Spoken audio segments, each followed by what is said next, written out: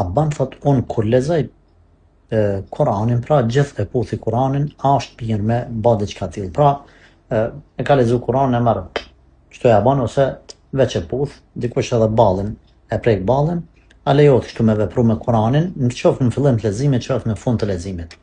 Me thonë të drejtën, transmetime nuk kemi nga pejgamberi sallallahu alaihi wasallam që ka vepru këtë gjë, pas nga sahabët e tij.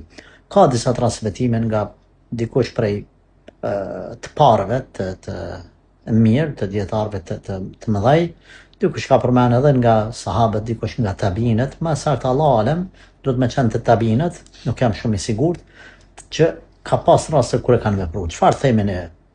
Neve themi se nuk e kanë bërë part, a është mirë me bë. Nuk mendoj që është patjetër me bë.